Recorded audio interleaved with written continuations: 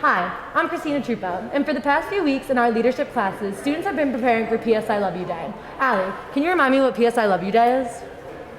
Of course, Christina.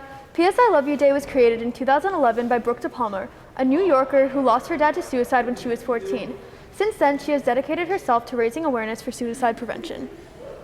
This year at MEPM, we have decided to make the week leading up to PS I Love You Day a week full of love, acceptance, and awareness. We hope you have enjoyed the various PS I Love You Day activities you participated in your classes during this week. Today, Christina and I are going to share some preventative measures that we should all be able to take against suicide. Before we get started with reviewing the warning signs that you may notice if someone you know is having thoughts of hurting themselves or killing themselves, we'd like to warn you that this video will contain mature topics, specifically mention of suicide and suicidal tendencies.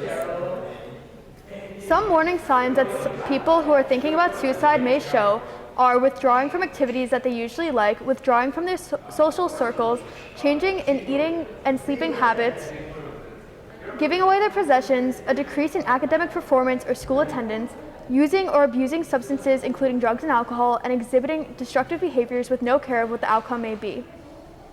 Additionally, here are some things that people who are thinking about suicide may say or talk about. They may talk about dying, death, or never waking up, feeling like a burden to others, feeling trapped, and feeling like they have no reason to live. Now that you know some of what the warning signs, we should go over what you should do if you see these warning signs. Every situation is different, so it's important to use your best judgment about how time-sensitive certain behaviors may be.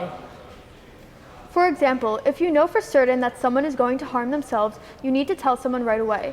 If you are not in school, it cannot wait until the next day. In this situation, telling a parent or trusted adult is without a doubt the best option. However, if someone you know is exhibiting signs of depression or suicide and you are in school, you should talk to someone in the Wellness Center. Our school counselors and social workers and psychologists have amazing resources that can help you or any other student who is dealing with mental health related issues. If someone you know is thinking about suicide, engaging in self-harm, or exhibiting signs of suicidal ideation, it can be very upsetting.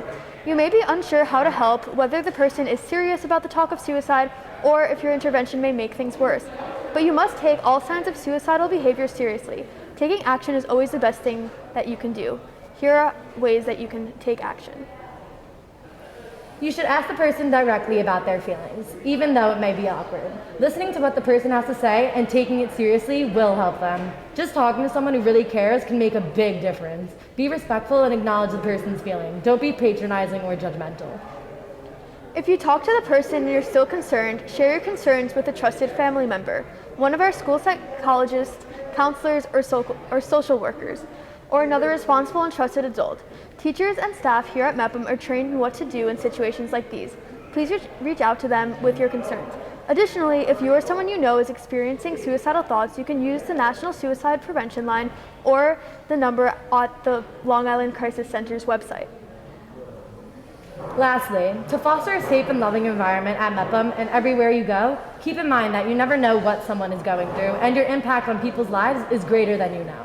It's so simple to compliment someone, include them in a conversation, or respect them for who they are. These actions can brighten someone's day or save their lives. We hope our message resonates with at least some of you. Remember these signs and advice which give you the opportunity to save a life. We are so happy you're here. Keep going. You are valid and irreplaceable. P.S. I love you.